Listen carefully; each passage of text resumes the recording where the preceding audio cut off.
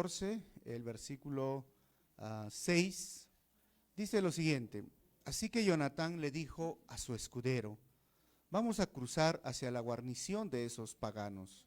Espero que el Señor nos ayude, pues para Él no es difícil salvarnos, ya sea con muchos o con pocos. Vamos a orar.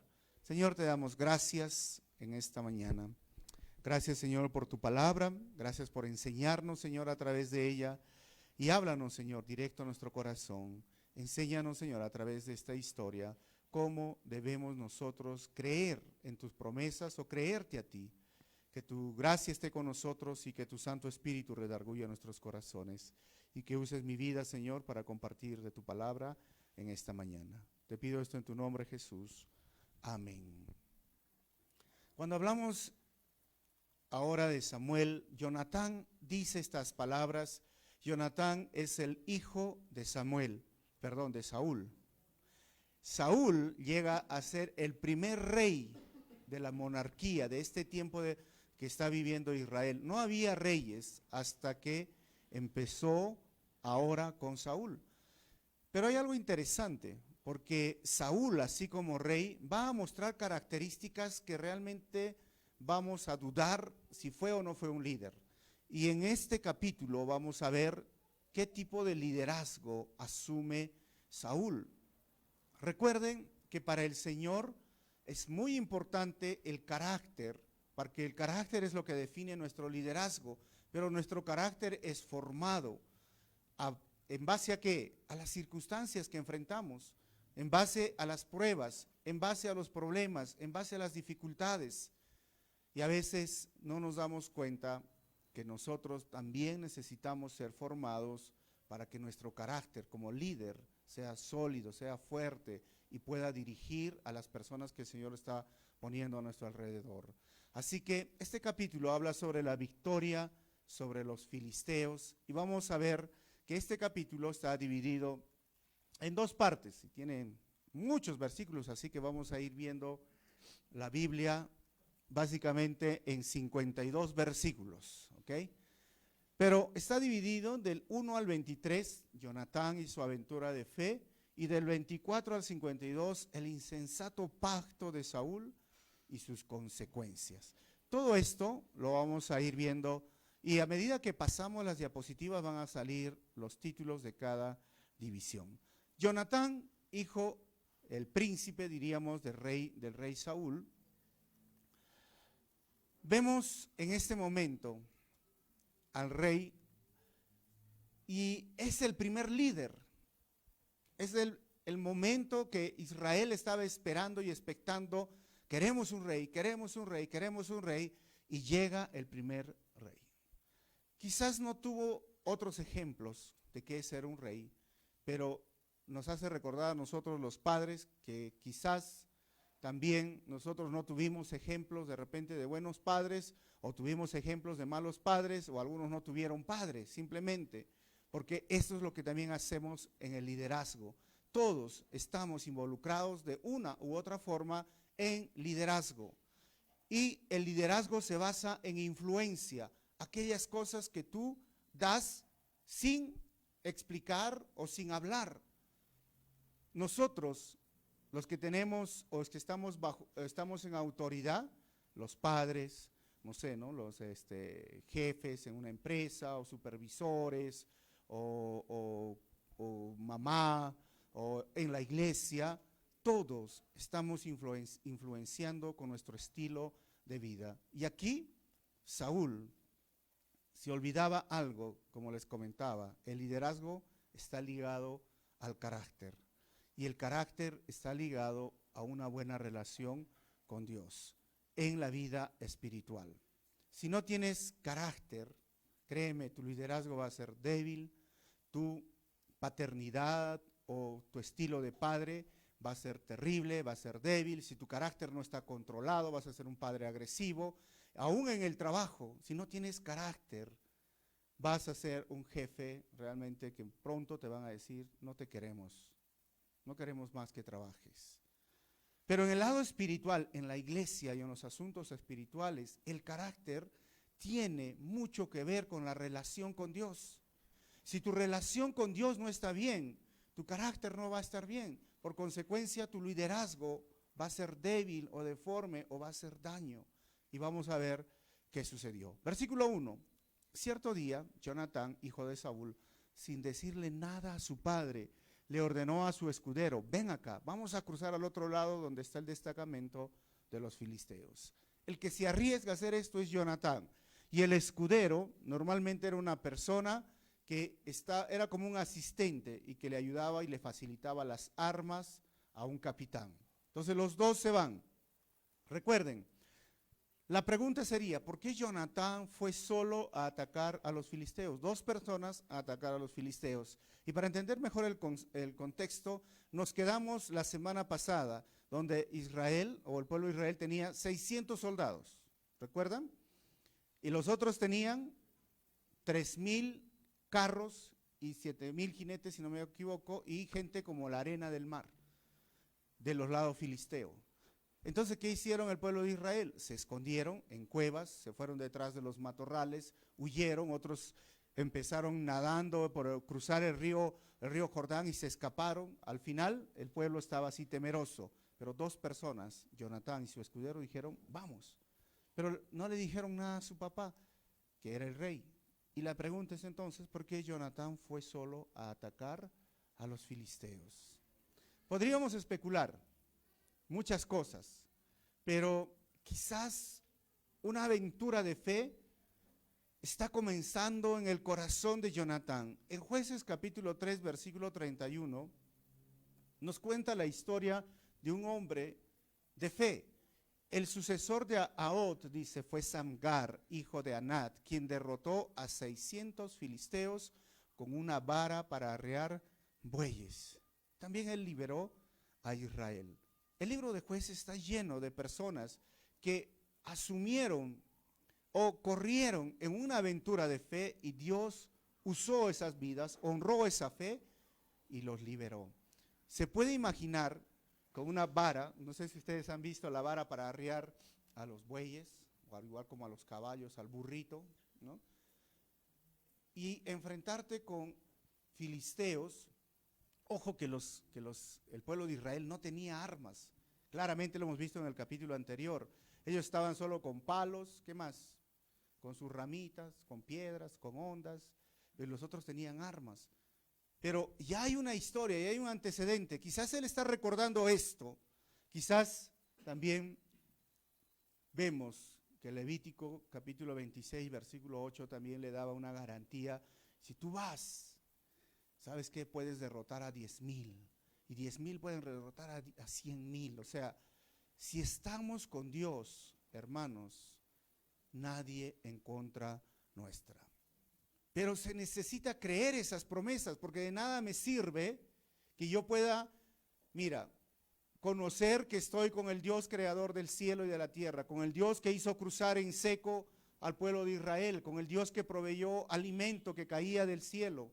De nada me sirve conocer si yo no le creo, si yo no confío plenamente en sus promesas. Saúl, el pueblo de Israel, se escondieron. Pero vemos a su hijo que asume un rol, una aventura de fe, un paso de fe. Y vamos a seguir viendo. Versículo 2. Y es que Saúl estaba ¿dónde? En las afueras de Gibeá. Bajo un granado emigró y tenía con él unos 600 hombres. ¿Qué contraste pone el autor? Mientras que el hijo se arriesga por su vida, dice: vamos a atacar, seamos dos. Arriesga. ¿Qué está haciendo el papá? ¿Qué está haciendo el rey? ¿Qué está haciendo el líder de Israel? Estaba bajo un granado, acostado.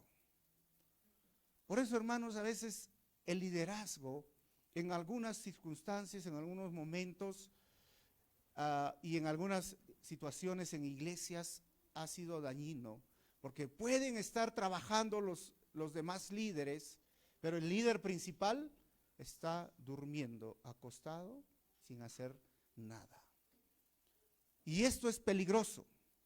Y vamos a ver qué sucedió después. Versículo 3, el efod lo llevaba Abías, hijo de Ahitob, que era hermano de Icabod, el hijo de Fines, acá están los nombres para sus hijos, hermanos, otra vez, ¿no? El nieto de Elí, sacerdote del Señor en Silo. Recuerdan que hablamos de Silo y nadie sabía que Jonatán había salido. Y cuando analizamos el texto, ¿qué razón tendría el autor en poner este versículo? Porque no tiene relación. El efod lo llevaba Abías, hijo de Agibot, el hermano de... No tiene relación porque básicamente el capítulo entero se basa en la vida y en la osadía de Jonatán. Pero si analizamos Icabod, la palabra Icabod significaba la gloria de Dios se ha ido. Quizás el autor está tratando de explicar que la gloria del primer rey, la gloria de Dios en su liderazgo se ha ido. Dios lo había desechado ya. ¿Recuerdan el capítulo anterior?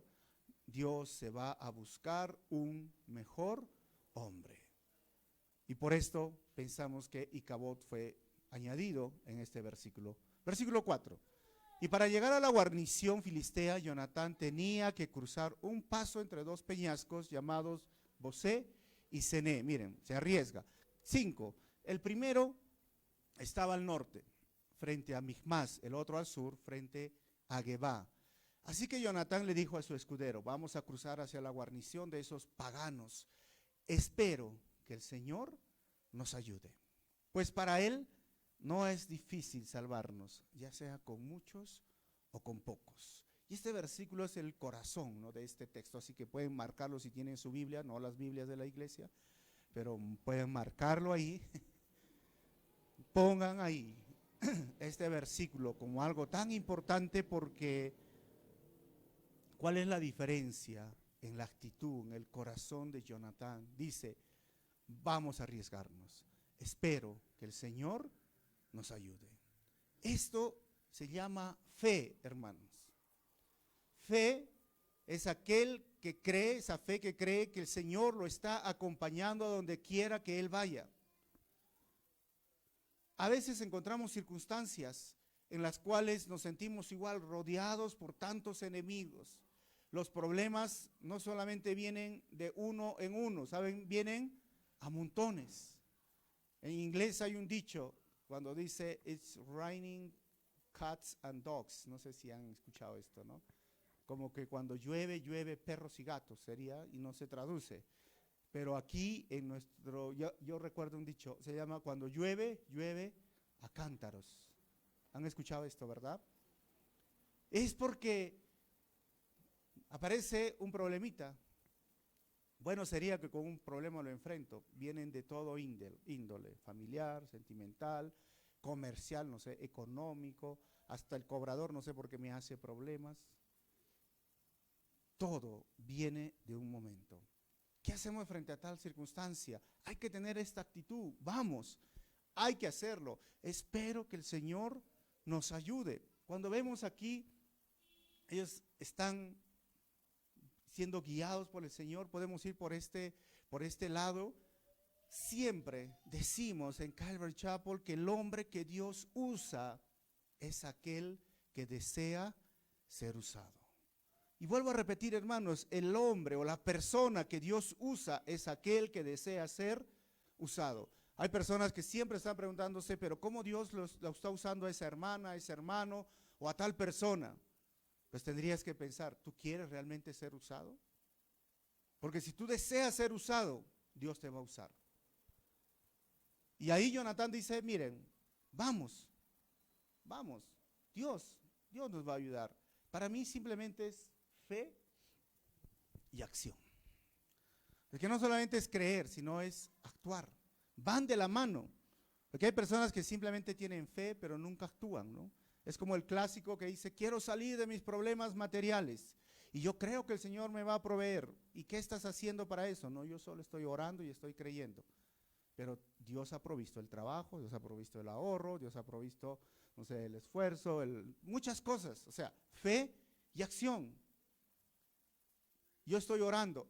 Parece muy espiritual, pero también tienes que actuar. Jonatán nos muestra esto. Vamos. Así que Dios, hermanos, nos llama a actuar sin temer el tamaño de la dificultad. No importa el problema, no importa la circunstancia. Si tu tamaño de tu circunstancia es enorme, recuerda que Dios es más grande que tu problema. Si la dificultad parece imposible, recuerda que Dios es experto en imposibles. O sea, no hay nada más grande ni más grandioso que nuestro Dios. Así que recordemos siempre esto. Versículo 7, adelante, respondió el escudero. Haga usted todo lo que tenga pensado hacer, que cuenta con todo mi apoyo. Este versículo también me llama mucho la atención, porque ya tenemos a quién, a Jonatán, que dice, vamos. ¿Y qué es lo que dice el escudero? Pues vamos. Hay algunos que sacan por ahí, ¿no? En el Facebook, gente así quiero, ¿no? Vamos a pasear, vamos, ¿no? Vamos a comprar, vamos, vamos, vamos. ¿Por qué? Porque necesitamos siempre la compañía de personas que también nos van a animar. La Biblia dice que son dos mejores que uno, pero ese que te acompaña viene a ser el validador, es aquel que te ayuda.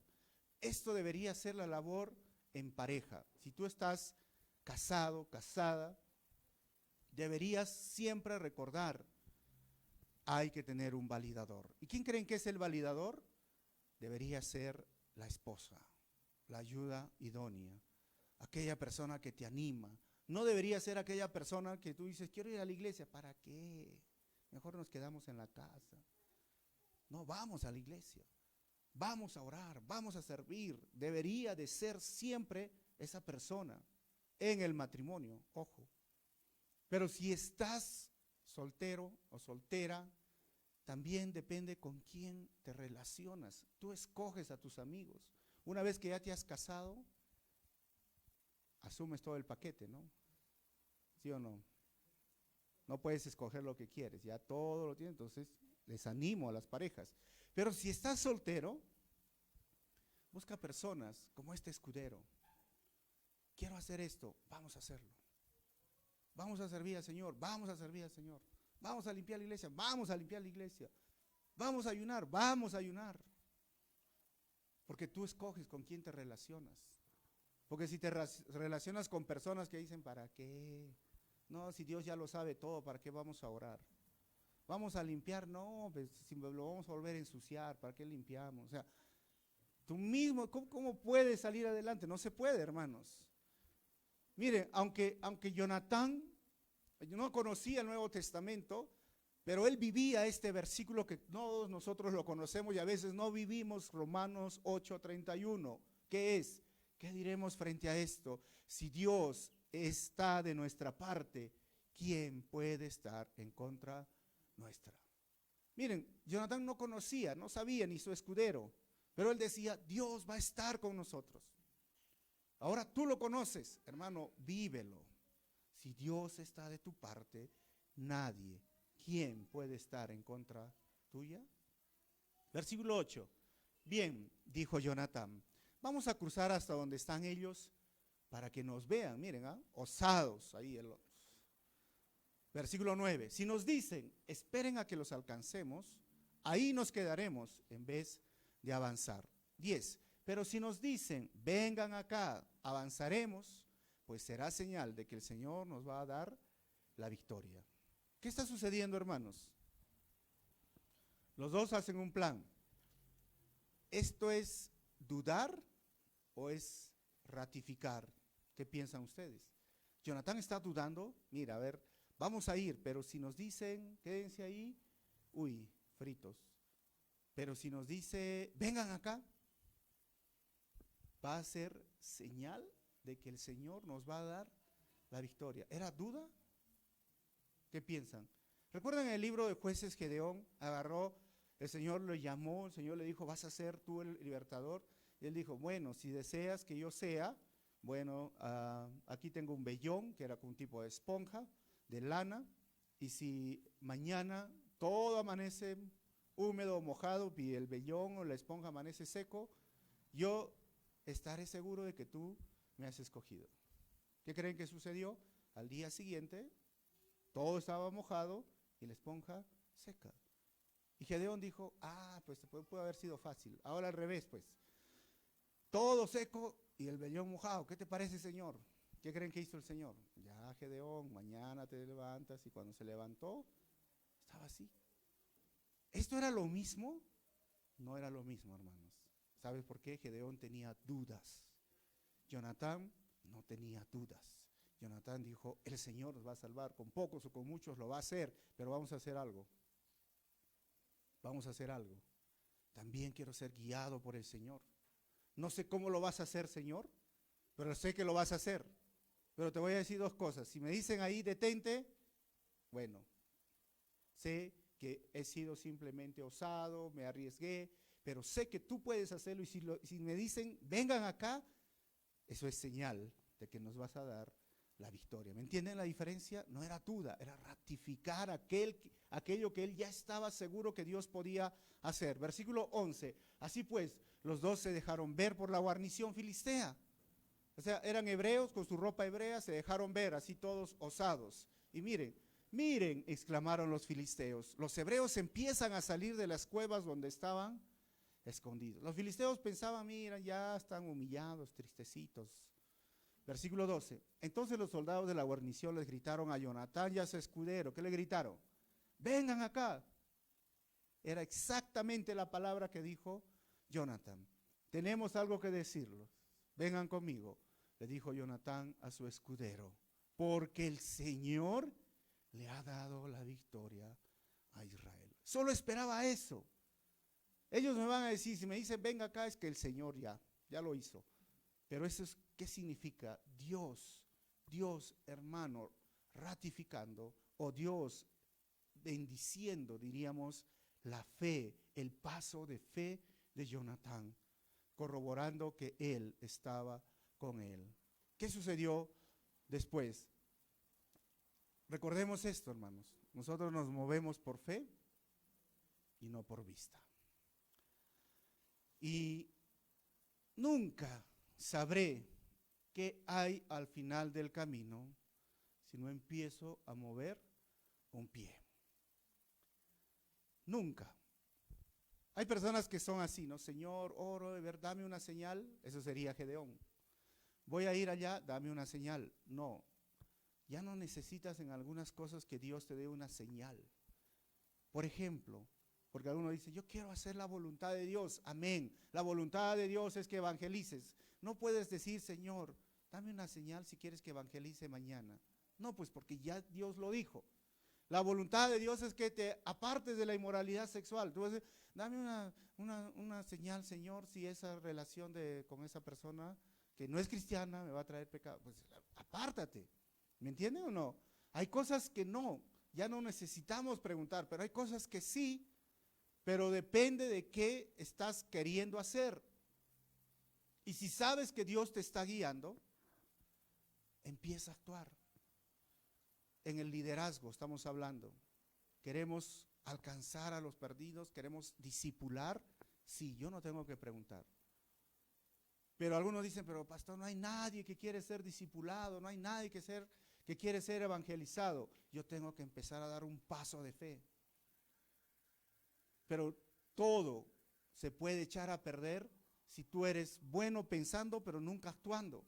Si tú no tienes un plan de acción, nada va a funcionar, porque ¿cuántos de nosotros queremos alcanzar al mundo en nuestra mente, pero no movemos ni un pie para ir siquiera al vecino o a aquel perdido para predicar el evangelio? ¿Cuántos queremos eliminar la pobreza en el mundo? Porque realmente hay pobreza y decimos, ¿cómo podemos ayudar? Pero no das ni un sol para ayudar a aquel que está en necesidad. ¿Me entienden, hermanos, lo que les digo? Tú nunca sabrás qué hay al final del camino si no empiezas a mover un pie. Empieza de poquitos. Haz como Jonatán. Vamos a ir paso a paso, paso a paso, paso a paso. Y vamos a ver realmente qué va a suceder. Versículo 13. Jonatán trepó con pies y manos, seguido por su escudero, a los filisteos que eran derribados por Jonatán. El escudero los remataba. ¿Y cómo es que trepaba? Miren. Era porque estaban ahí los filisteos en la parte de arriba. Tomé esa foto justo cuando estaban subiendo. No, eso es solo Google, tú pones y te va ayudando. Entonces, la idea era que Jonatán subía, ¿y qué hacía el escudero? Agarraba, caía y el otro lo remataba. Pero eso es actuar. Hay dificultad, por supuesto, tenía que subir, tenía que arriesgarse. Pero eso es fe en acción, hermanos. Las cosas en la vida no son fáciles, no son sencillas. Si alguna vez te vino fácil, no te acostumbres. Por eso a veces el asistencialismo es complicado, ¿no? Alguna vez te dieron una ofrenda y dices, ya me dieron una ofrenda, ahora espero, Señor, todas las ofrendas que vengan. No, pues trabaja, esfuerza, ahórrate. Y alguna vez predicaste, dijiste, bueno, y esa persona te dijo, ya, yo quiero conocer al Señor. Ah, no, está fácil, no. Y la siguiente te rechaza y después no sale. Entonces necesitamos perseverar. Y esto es lo que estaba sucediendo. Versículo 14, en ese primer encuentro que tuvo lugar, en un espacio reducido, Jonatán y su escudero mataron, ¿saben a cuántos? 20 hombres. 15. Cundió entonces el pánico, te parece el chapulín, ¿no? Que no cunde el pánico. Cundió entonces el pánico en el campamento filisteo y entre el ejército que estaba en el camino abierto. Todos ellos se acobardaron, incluso los soldados de la guarnición y las tropas de asalto, hasta la tierra tembló y hubo un pánico extraordinario. Miren, hermanos, el efecto por dos personas es como un efecto rebote. Dios no iba a hacer lo que Jonatán podía hacer. Jonatán tenía que esforzarse, subir ese despeñadero, matar a esas personas, empezar a dar el paso de fe, y una vez que logró subir, ¿qué sucedió? La tierra tembló. ¿Entienden lo que está pasando? Yo doy mi paso de fe, pero Dios está conmigo. ¿Y cómo me va a dar la victoria? Hubo un temblor, como un pequeño movimiento en la tierra, un terremoto. ¿Y qué sucedió? Pánico. Pánico extraordinario. Versículo 16, desde Gibeá de Benjamín, los centinelas de Saúl podían ver que el campamento huía en desbandada porque estaban en pánico. 17, Saúl dijo entonces a sus soldados, pasen revista a ver quién de los nuestros falta, y así lo hicieron y resultó que faltaban Jonatán y su escudero. Qué interesante cómo pone el autor. Mientras que Jonatán y su escudero están arriesgando la vida, se están esforzando, están matando a esas personas, ¿qué está haciendo Saúl? Tranquilo, pasen revista, a ver quién ha faltado, qué han hecho. No sé, hermano. 18. Entonces Saúl le pidió a Agías que le trajera el arca de Dios, y en aquel tiempo el arca estaba con los israelitas.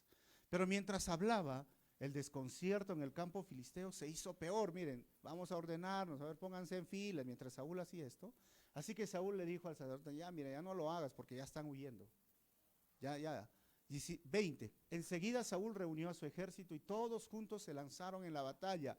Era tal la confusión entre los filisteos, hermanos, que se mataban unos a otros. El ejército de Israel no tenía armas, los filisteos tenían armas de metal, pero Dios, a través de la vida de Jonatán, logró la victoria. La tierra tembló, el pánico, la confusión, y aquellos que tenían armas usaron sus propias armas contra ellos y se mataron.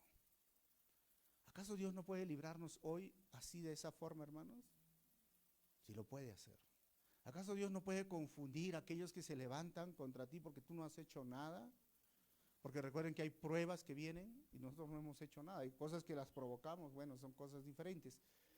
Pero Dios puede librarnos de la misma manera. 21. Además, los hebreos que hacía tiempo se habían unido a los filisteos y que estaban con ellos en el campamento, se pasaron a las filas de los israelitas que estaban con Saúl y Jonatán. ¿Quiénes eran ellos?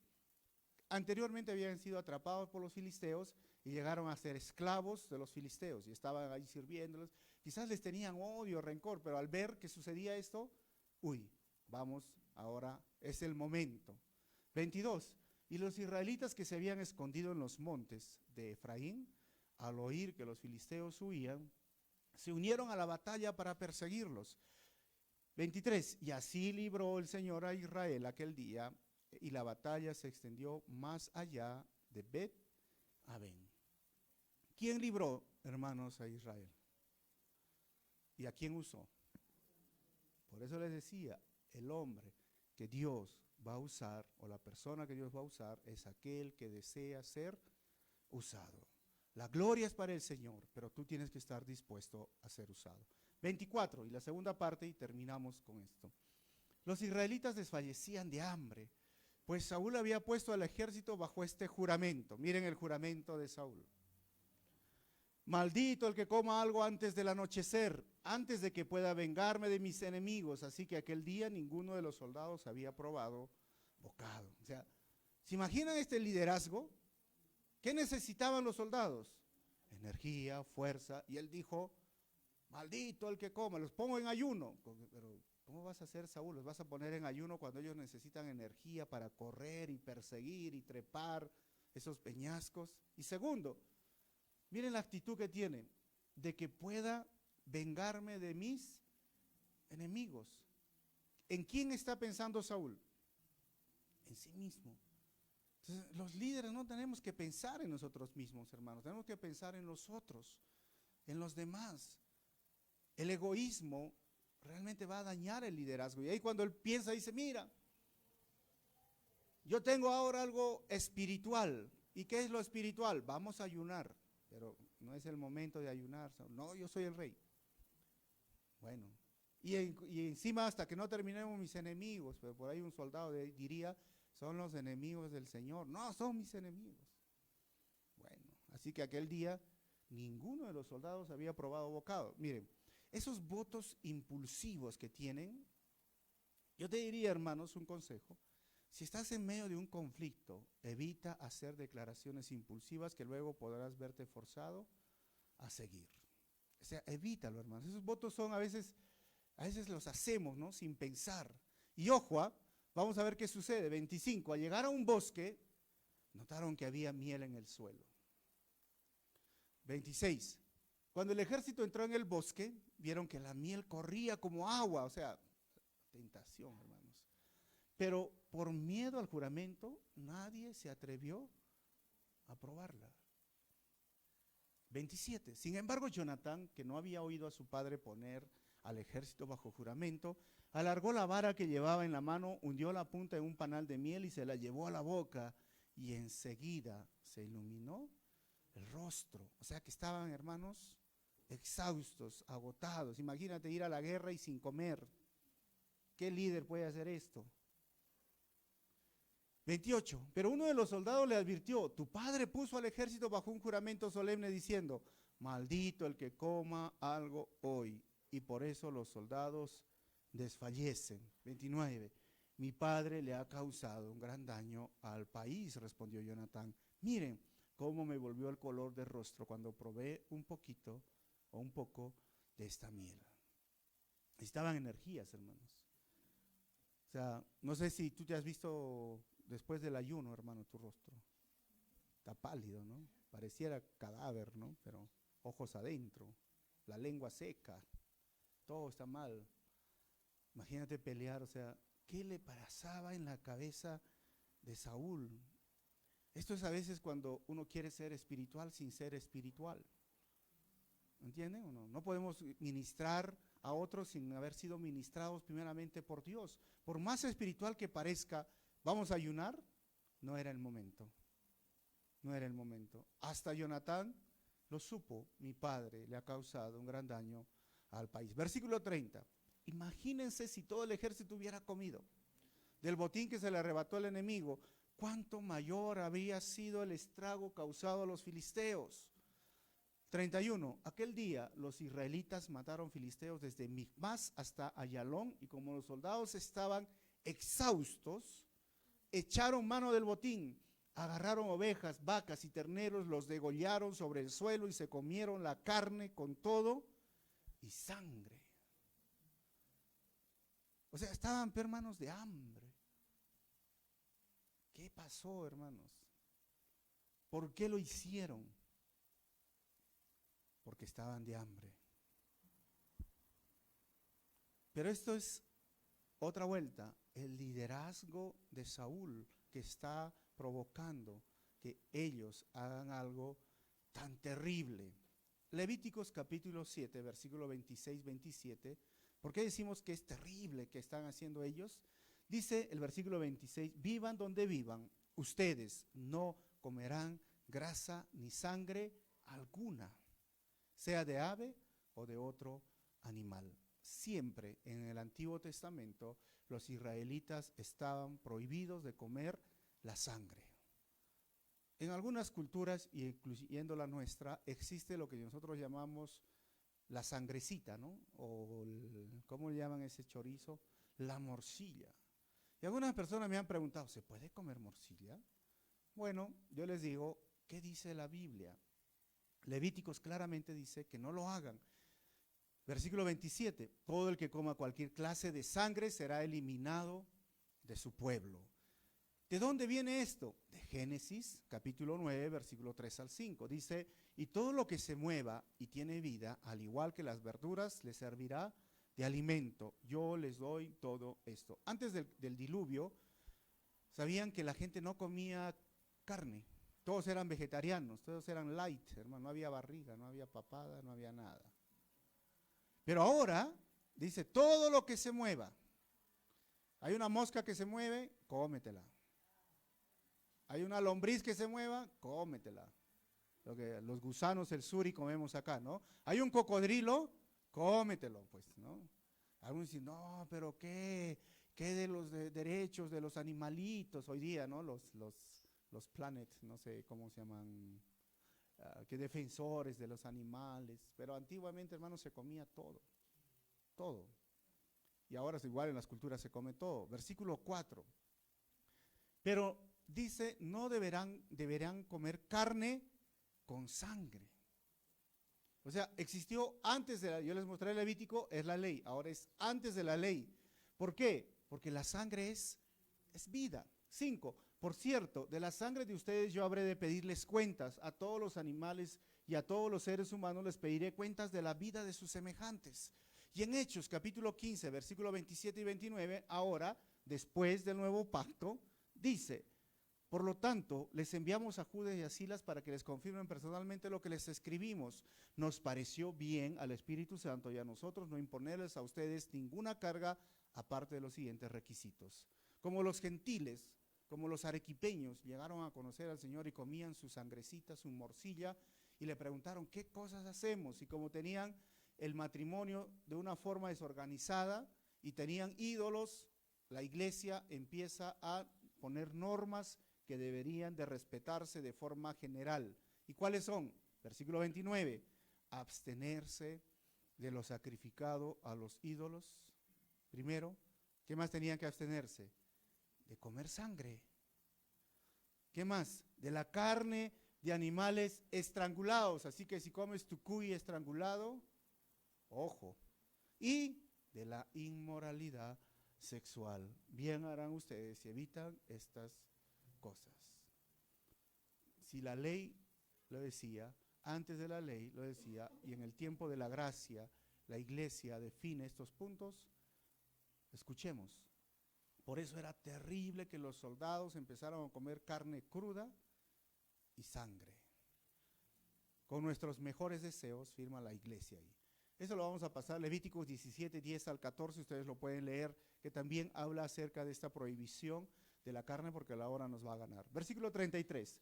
Entonces le contaron a Saúl, los soldados están pecando contra el Señor, pues están comiendo carne junto con la sangre y eso es pecado. Son unos traidores, replicó Saúl, hagan rodar una piedra grande y tráigamelo ahora mismo. Es interesante que el legalismo con sus normas produce ¿qué? Rebeldía y pecado. No aleja el pecado, hermanos.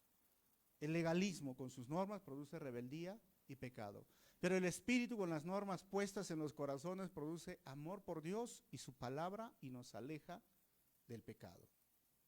Por eso una lección pequeña para los padres. Tú puedes enseñar a tus hijos a no pecar, pero créeme, van a pecar. Pero tú deberías de enseñarles que amen a Dios y amen su palabra para que desde su propio corazón no pequen.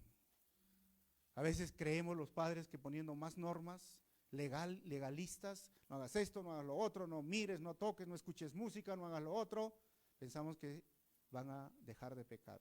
El legalismo nunca aleja del pecado, pero el Espíritu Santo, con las normas puestas en los corazones, produce amor por Dios. Así que enseña a amar a Dios a tus hijos. Y en la iglesia, en el liderazgo es igual. No vamos a poner normas, pastor, más normas. ¿Qué normas? Si no vienes a las 9 en punto, no puedes ser líder. Ay, ¿sabes qué? Vas a sufrir. Pero por amor a Dios pueden venir temprano. Por amor a su palabra, por entender que la alabanza es espiritual y quiero adorar al Señor, por entender de la palabra, quiero congregar. No es legalismo, es gracia, es el Espíritu Santo quien va a hacer que se alejen y sirvan, que se alejen del pecado y sirvan al Señor. Saúl se equivocó. Versículo 34, también les dijo, vayan y díganle a la gente que cada uno me traiga su toro o su oveja para degollarlos y comerlos aquí. Y que no coma ya carne junto con la sangre para que no pequen contra el Señor. Esa misma noche cada uno llevó su toro y lo degollaron allí. ¿Qué les parece, Saúl? Vamos a solucionar el problema. Pero tú creaste el problema, pues, ¿no? Bueno, pero no importa, vamos a ver la solución. ¿Qué sucedió después? Versículo 35. Luego Saúl construyó un altar del Señor. Y es interesante lo que pone Samuel, porque él fue el escritor. Dice, este fue el primer altar que levantó. Qué interesante, ¿no? Saúl ya había reinado por mucho tiempo, pero fue este el primer altar que levantó. ¿Por qué creen que fue el primer altar que levantó? Porque no era un hombre espiritual. No ponía a Dios en primer lugar. Hermanos, Dios es el primer recurso que tenemos en tiempos de dificultad, pero es generalmente el último recurso usado en tiempos de dificultad. ¿Cuántos años tienes en la iglesia? ¿Cuánto tiempo vienes viniendo a la iglesia? ¿Has levantado ya tu primer altar? ¿Qué significaría para nosotros esto? ¿Le has dado gracias? ¿Le has honrado al Señor? ¿Has pedido dirección antes de tomar alguna acción? ¿Antes de salir de tu casa? ¿Antes de comprar algo que te va a beneficiar o destruir? ¿Realmente has considerado a Dios o simplemente haces lo que tú piensas que está bien? Levanta un altar en tu casa. Versículo 36, y dijo, vayamos esta noche tras los filisteos, antes de que amanezca, quitémosle todo lo que tienen y no dejemos a nadie con vida. Haz lo que te parezca mejor, le respondían. Ya estaban asados los soldados, ¿no? Primero debemos a consultar a Dios, intervino el sacerdote. 37. Saúl entonces le preguntó a Dios, ¿debo perseguir a los filisteos? ¿Los entregarás en manos de Israel? Pero Dios no le respondió aquel día. Qué triste, ¿no? Qué triste es el liderazgo. Por eso digo, ¿qué diríamos? Pues, mediocre, ¿no? En un lado quiere hacer lo que el pueblo le dice, al final él quiere hacer, imponer, lo pone al pueblo en aprietos, dice, bueno, vamos a perseguir, ya hemos comido, dice, pero primero pregunta a Dios. Entonces pregunto a Dios y pregunta a Dios y Dios no le responde. 38. Así que Saúl dijo, todos ustedes, jefes del ejército, acérquense y averigüen cuál es el pecado que se ha cometido hoy. ¿Qué está haciendo Saúl? No es mi culpa. ¿Culpa de quién es? Alguien ha cometido pecado. Bueno. 39. El Señor y Salvador de Israel me es testigo de que si aún el culpable es mi hijo Jonatán, dice Saúl, ¿no? Morirá sin remedio. Nadie se atrevió a decirle nada. Estaban ahí. ¿Qué hacemos? ¿Qué hacemos? ¿Por qué nadie se atrevió a decirle nada, hermanos? ¿Cuál es el pecado? Todos lo sabían, es como la novela, ¿no? Jonatán ha comido miel. ¿Y él qué dijo? Aún si fuese mi hijo Jonatán, morirá sin remedio. Entonces, como la novela, ¿no? Es increíble, hermanos. Así que en la Biblia, Dios nunca pidió a la gente que hiciera juramentos o votos, pero si los hacía, esperaba que lo cumplieran, ¿sabían?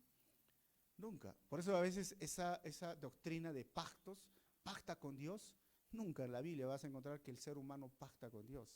Es Dios quien pacta con el hombre, es Dios quien llama al hombre, es Dios quien busca al hombre. El hombre que haga votos es totalmente diferente, pero el hecho de pacto no funciona y no existe en la Biblia. En Levítico 5:4 y Números 30 nos dice que si tú haces un voto al Señor, Dios espera que lo cumplas. Pero Él nunca te dice, haz un voto y yo te prometo que te lo voy a dar. No, nunca, hermano. haz un pacto y yo te lo voy a... No, nunca lo hace. Neciamente, Saúl hace este voto. ¿Saben quién fue otro necio? Jefté, en Jueces 11. Él dijo, mira Señor, si me das la victoria, Dios le iba a dar la victoria, pero él quiso hacer esto. La primera persona que salga de mi casa, lo voy a sacrificar. Quizá Jefté pensaba que iba a salir la vaquita, el toro, la oveja, el perro, no sé. ¿Quién creen que salió? Su hija. Su hija. Y él hizo ese voto. Y se puso a llorar. Le dijo, hija, ¿por qué sales tú? Pero yo no sabía del voto. Y ahora dice, que muera, si es aunque sea mi hijo Jonatán, que muera. Levítico 5:4, si alguien hace uno de esos juramentos que se acostumbraba a hacer a la ligera y sin saberlo, jura hacer bien o mal, ha pecado. Pero al darse cuenta será culpable de haber hecho ese juramento. Saúl no quería reconocer su error, así que se requiere más valor, hermanos, para reconocer un error que para aferrarnos a lo que hayamos hecho. 40. Les dijo entonces a todos los israelitas, pónganse ustedes a un lado, yo y mi hijo Jonatán nos pondremos del otro. Otra vuelta a los, haz lo que mejor te parezca, dijeron, respondieron ellos. 41. Luego le rogó Saúl al Señor, Dios de Israel, que le diera una respuesta clara. Y la suerte, echaron suerte esos daditos, como les dije, cayó sobre quién. Es curioso, ¿no? El Saúl, ¿quién ha pecado? Traiga la suerte. Prum, los dos. Ups, ¿cuál de los dos hemos pecado? Y de modo que todos los soldados quedaron libres. Bueno, 42. Entonces dijo Saúl, echen suerte entonces entre mi hijo Jonatán y yo. Y la suerte cayó sobre quién? Sobre Jonatán. Y ahora, él dijo que aunque fuese mi hijo, lo sacrificamos aquí. Versículo 43. Así que Saúl le dijo, cuéntame lo que has hecho. Es verdad que probé un poco de miel con la punta de mi vara, respondió Jonatán. ¿Y por eso tengo que morir? O sea, increíble, ¿no? Eso es simplemente el carácter de un líder. ¿Tenía que hacerlo? No tenía que hacerlo. No era la forma. Ahora vemos a Saúl y a Jonatán. ¿Quién muestra mejor carácter en el liderazgo? Mientras que Saúl se está justificando de sus errores y echando la culpa a otros, Jonatán, ¿qué dice? Sí, he comido. Reconoce sus errores. Saúl no reconoció su error. Jonatán sí reconoció su error. Eso es carácter, hermanos. Nos equivocamos, pero estamos para reconocer nuestros errores y tenemos el perdón o la restauración. Sí, perdóname, me equivoqué, pues, ¿no? Pero no puedes agarrar y echar barro a todos los demás. Hay que aprender a reconocer cuando hemos cometido algo mal. 44, Jonatán, si tú no mueres, miren Saúl, si tú no mueres, que Dios me castigue sin piedad. Ese Saúl es un caso, ¿no? Se quería matar a su hijo, a su propio hijo. 45, los soldados le replicaron, ¿cómo va a morir Jonatán siendo que le ha dado esta gran victoria a Israel? Jamás. Tan cierto como el que el Señor vive, que ni un pelo de su cabeza caerá al suelo, pues con la ayuda de Dios hizo esta proeza. Y así libraron a Jonatán de la muerte. Si no era el pueblo, Saúl, yo creo que lo mataba. Pero ahí vemos el carácter del líder, mire, ¿no? Se equivoca, no reconoce sus errores, el pueblo le dice, y bueno, ya, mejor quiero quedar bien con todos. Yo quise, por si acaso, pero el pueblo no quiso, entonces ya me salí bien librado. Vemos el carácter de Saúl que está totalmente terrible. 46, Saúl a su vez dejó de perseguir a los filisteos, los cuales regresaron a casa. 47, después de consolidar su reinado sobre Israel, Saúl luchó contra todos los enemigos que le rodeaban, incluso contra los moabitas, los amonitas, los edomitas, los reyes de Sobá y los filisteos, y a todos los vencía. Y cuando leo esto me pregunto, ¿cómo es que Saúl, siendo ese tipo de líder, podía vencer a ellos? ¿Cómo Dios le daba la victoria? Y otra vuelta vivimos en esto que se llama gracia, que Dios obra a pesar de lo que somos, a pesar de nuestras debilidades, a pesar de nosotros. Dios se glorifica porque Él tiene un plan para el pueblo de Israel, porque Él tiene Dios un plan para su iglesia aquí en Arequipa, en Calvary, porque Dios tiene un plan para tu familia. ¿Cómo es que Dios todavía obra a pesar de ellos? Yo no soy un buen padre, yo no soy una buena madre, o yo no soy un buen líder. No lo sé. Tú puedes decir, es la gracia. Dios obra a pesar de quienes somos nosotros. Pero eso no debe de ser una justificación para decir, mira, por lo menos Dios está obrando, así que no importa mi pecado, o no importa cómo esté viviendo. No, hermanos, nunca debe ser una justificación. 48. Haciendo gala de valor, también derrotó a los amalecitas y libró a Israel de quienes lo saqueaban. Saúl tuvo 3 hijos, Jonatán, Isbí y Malquisúa, ¿no? O Malquisúa, Súa era de repente. También tuvo 2 hijas, la mayor se llamaba Merab y la menor Mical. Su esposa era Ahinoam, hija de Ahimás. El general de su ejército era Abner, hijo de Ner, tío de Saúl. Ahí están nombres para sus hijos. Le puedes poner Nercito. Ahimás, Ahimásito, no, bueno. Oner y Aquis, el padre de Saúl, eran hermanos, y ambos eran hijos de Abiel. Ahí está Abiel, hermano, puede ser, 51. 52 y terminamos. Durante todo el reinado de Saúl se luchó sin cuartel contra los filisteos, por eso siempre que Saúl veía a alguien fuerte y valiente, lo alistaba en su ejército. Conclusiones finales. Primero, fe es lo opuesto al temor.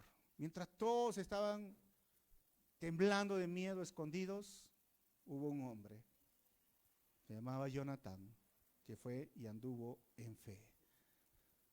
Número 2, la persona que Dios usa es aquella que desea ser usada por Dios. Tercero, el liderazgo está ligado al carácter y el carácter debe estar ligado a la vida espiritual. Y cuarto, después de ver a todo lo que hizo Saúl, pensemos antes de hablar para no lamentar después. ¿O no, hermanos? Hay que pensar y hay que ser sabios. Vamos a cerrar nuestros ojos. Y si en este momento sientes que las circunstancias son terriblemente difíciles, recuerda quién es tu Dios. Ora, actúa y créele al Señor. Vamos a orar. Padre, te damos gracias.